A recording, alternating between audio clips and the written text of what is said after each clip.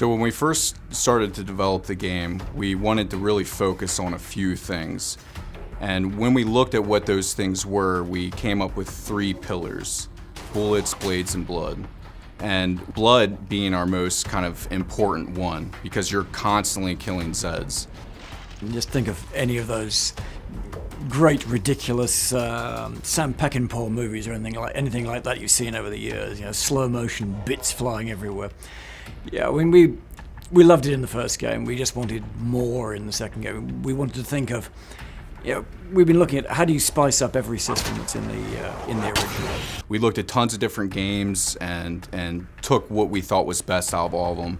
And one of the really big inspirations we had was Soldier of Fortune, which had a really awesome, Gore system where you could like blow a chunk off his head, you could stab into his brain, blood could be pouring out of his face, and we thought that would be perfect in a game like Killing Floor. It was called the Gore system back in the day, and we wanted to make a really cool name for our Gore system too. We call it the M.E.A.T system.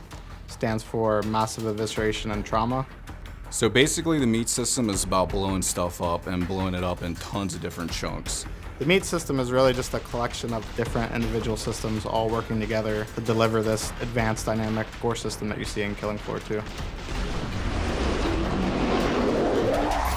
So we have 22 different spots on each creature that you can explode off of them. You can blow chunks off each side of the head, you can blow their jaw off, you can blow their guts out, you can cut them in half, you can blow them up vertically, horizontally, take their hands, arms, legs, forearms. Pretty much just about any piece of the body that you shoot, you can blow off with the Zed.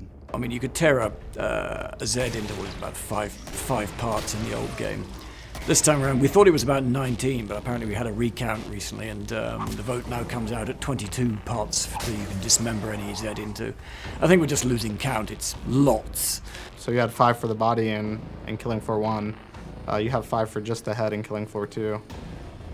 And you get 1 or 2 chunks off will reveal the skull, and then the second or third chunk will actually explode the head, and you get that satisfying kind of brain splash effect that you get in KF1.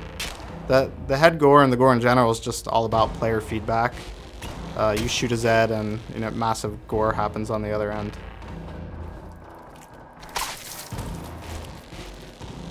We're working on some obliteration tech, and that's when enough damage happens to the Zed that they just completely obliterate. So say I throw a grenade right underneath the Zed's foot and it explodes. His whole entire body is going to explode into a shower of blood, and you're going to see brains and guts, organs splatter all over the place. Get a squishy brain on the ground or some soft body intestines that you can kick around when you're running around. It looks really gross, but it's really cool for a game like Killing Floor.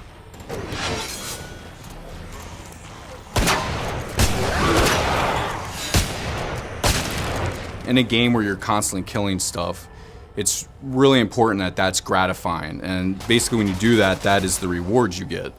So what we did is we developed a system with over 90 animations per creature.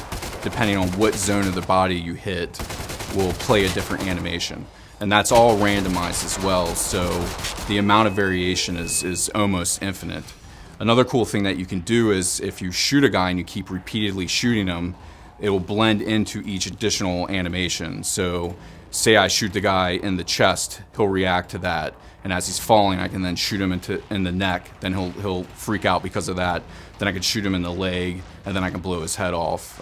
It looks really awesome, and you're never going to see the same thing twice.